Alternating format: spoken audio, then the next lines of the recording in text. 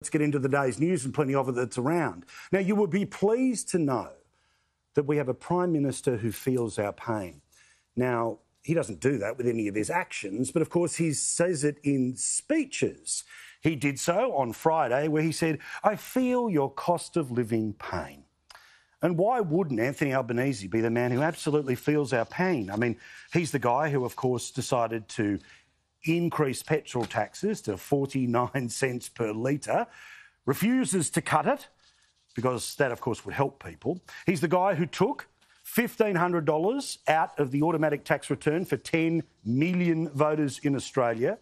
He's the man who feels the cost of living pain because he, along with every other person in our federal government, got the largest pay rise in 10 years on his watch. Plus, of course, he's a man who certainly feels our pain because this was a cost of living budget. And everyone knows this was a cost of living budget because I don't know about you, totally solved for me. Like 100% easy. Like I was talking to the people here in Parks, they've never had it better. Swimming in cash just because of the greatest Prime Minister of all time. But of course, he feels our pain and he feels for the little people because remember, this budget that produced an average tax cut of about, $36 per worker per week is getting not one but two private planes. That's the guy who understands cost of living. When he's going to spend basically the same amount of money he piddled up against the wall on a yes-no question that only Albo could turn from 60-40 yes into 60-40 hell no. He said, well, that was last year. This year it should be $450 million and not one but two private planes. Now, again, just to show that he cares, he is part of the greatest Prime Minister of all time speaking. Sorry, I'm a bit emotional. On Friday. I know that when you are living week to week, it's hard to even find the time to think about the future, let alone plan for it with confidence. I mean, he understands, right? He's got a private plane already, which he flies around and names after his dog. He understands what it's like because he got the pay rise along with everyone else. He understands what it's like because he's allowed to sell his investment properties because he just, needs an extra $1.9 million. Geez, it must be one hell of a wedding. But on top of that, of course, he understands our pain because I don't know if you know this about the Prime Minister. Did you know that he grew up in a single-parent household and a housing... unbelievable, right? He understands your pain. Now, of course, what is central to one of my many frustrations with this Prime Minister and why I constantly keep coming back to the cost of living is because he does know better, but he shows himself to be a person as if he was born with a silver spoon in his mouth, not a wooden spoon across his backside. He's a bloke who, of course, when he was in opposition, every single thing to do with cost of living was personal. It was the then Prime Minister and his government's fault. What we know is that under Scott Morrison, cost of living is in crisis. We know that the price of everything is going up, but people's wages aren't. Scott Morrison, of course, is happy to always take credit for anything that goes right. But he always says it's not my job, it's someone else's fault, it's nothing to do with me when things aren't going so well. So you see, cost of living is completely the Prime Minister's responsibility. Unless, of course, it's this Prime Minister. The Prime Minister blames the rising costs on 2 years of economic shocks and aftershocks which were caused by the pandemic, conflicts overseas and the most significant international energy crisis in half a century. Yeah, because idiots like you think we should blow up the power system that worked to replace it with the one that'll cost $1 trillion to make and, fingers crossed, will work just as well as the previous one has. Now, of course, my frustration comes from the fact that this guy's promise couldn't have been clearer. How many times have I shown you this poster? Because I want every person who sees the show to remember what the promise was and test that against the reality of the past 2 years. Cost of living has got worse. It is not all the government's fault, but it wasn't all the government's fault last time. But I hold this bloke's feet to the fire because he set the standard by which he judged others and therefore he should be judged. And on that case, he fails very often. But, of course, this Prime Minister takes no responsibility for anything. So it won't surprise you that he had a conversation on a podcast, university podcast, where it's all Sky News' fault. It's all Sky News, 2GB, 3AW, it's all Paul Murray, and it's all Ray Hadley's fault. You see, the Prime Minister expressed his frustration with unspecified newspapers, geez, I wonder what he's talking about, radio stations and TV commentators. Hi, Albo, glad you're watching. In an interview with the Australian National University podcast. I mean, the Prime Minister's got time to do student radio, but basically now it's a podcast, complaining particularly about the cost of the government's revamped tax cuts. Oh, yes, it is completely my fault.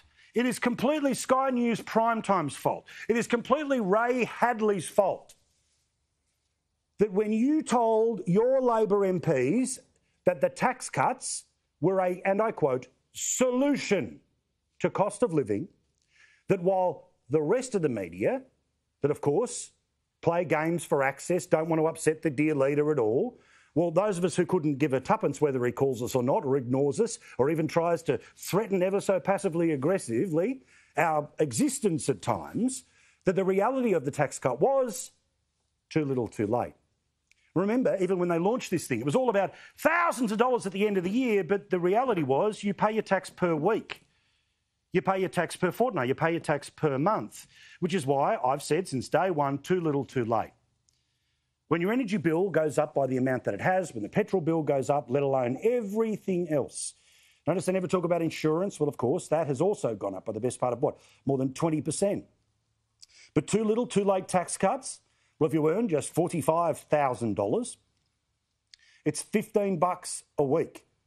$60,000, $22 a week. You've seen it how many times before? That's why I call it too little too late, because even if you were somebody on the bones of their backside, you're not noticing $15. And it's just so patronising from the people who fly around in the private planes with millions of dollars worth of investment properties. And good luck to him, that's fine, don't have a problem with personal investment, but still. The people who get the biggest pay rise in 10 years, as well as the bureaucrats who get the biggest pay rise in 10 years, who turn around and they just think so generically poorly of you. That $36, a couple of crumbs, that'll be okay. P.S. not one but two near private planes for me. Anyway, the thin-skinned Prime Minister continues here. He thinks that people like myself, Ray Hadley, people on 2GB, 3AW, 4BC and the rest of us here in Sky News Primetime are a cheer squad for Peter Dutton.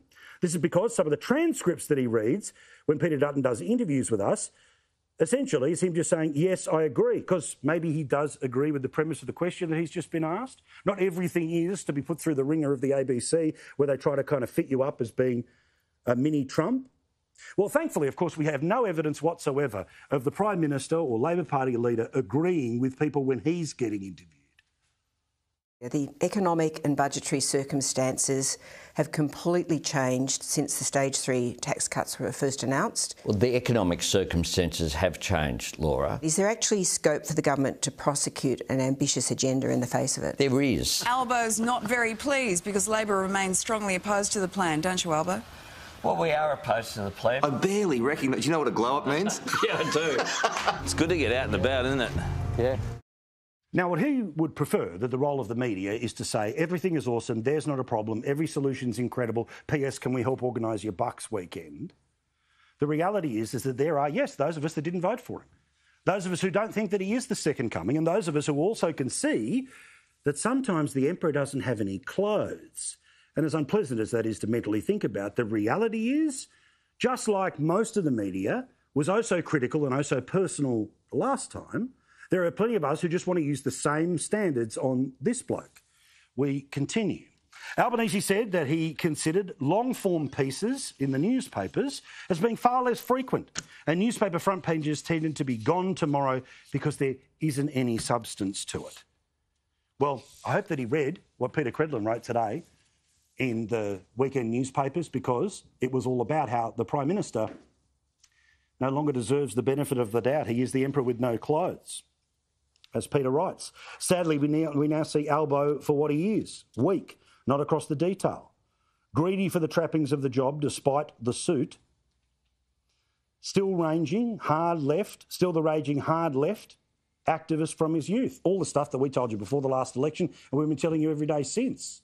And yes, we were mocked for doing so, but guess what? You could tell that this bloke was not going to be able to match up to the hype.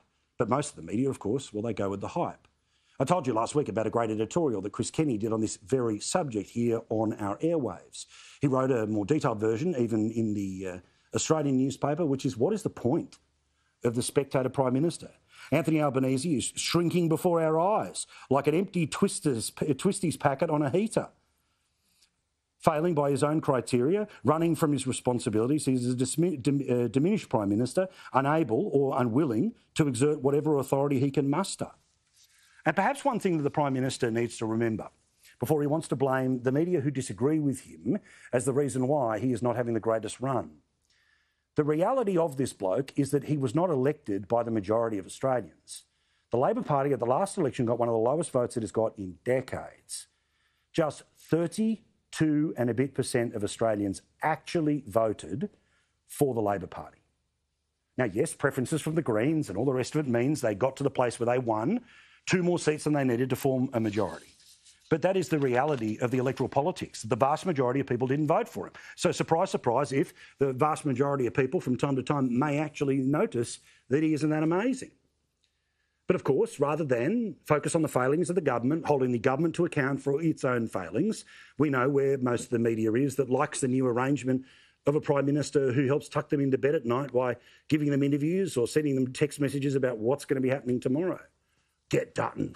Let's pretend that Peter Dutton is the single biggest problem in Australian politics, that he's mini Trump, that he will divide us, that he will not respect the democracy, all the other crap that's been sent around for a while. Remember, this is a Prime Minister who's using taxpayers' money to do Labor Party work. And I'm not just talking about $100 or something million worth of taxpayer advertising, flogging programs that you don't need to apply for. I'm talking about things like taxpayers paying for a dirt unit to be set up inside the Prime Minister's office to try and find things to get people to be scared about even having a conversation about Peter Dutton. But then every now and then, like all good lefties, the Prime Minister can't help us but show his Achilles heel. From time to time, he will lead with his chin, and he doesn't realise that, of course, his jaw is glass. He's trying to pretend that the reason Peter Dutton will not get enough support to get anywhere near the Prime Ministership at the next election, meaning he can continue, that being Albo, to be exactly what he is and continue to fail because the other guys will never get over the teals, is that he's already trying to pretend that the next election is the last election. Same speech in between all of the other self-loathing and the podcast from the university. Essentially, Peter Dutton is Scott Morrison 2.0. Everything that you felt about ScoMo, everything you felt about that Liberal Party, you must automatically click and drag across to Peter Dutton because, of course, he was part of it.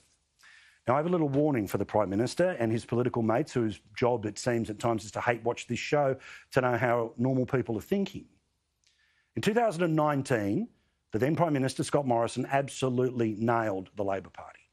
Remember the miracle victory that we all knew was on its way because we knew people weren't going to buy Bill Shorten and the policies.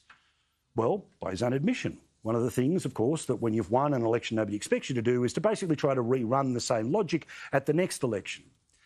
And how did that work out for them? It is always dangerous, it is always stupid when people think that the last election was the forever election and we just do the same thing again 3 years later. Now, yes, it's a first-term government.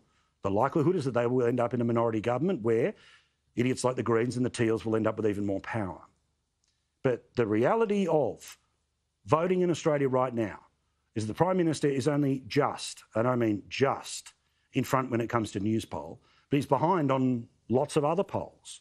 The issues say that Australians don't trust what happened out of the budget, and I think also we've all had enough of the gaslighting. We've had enough of the BS. We've had enough of being told that everything is awesome when it's harder than ever.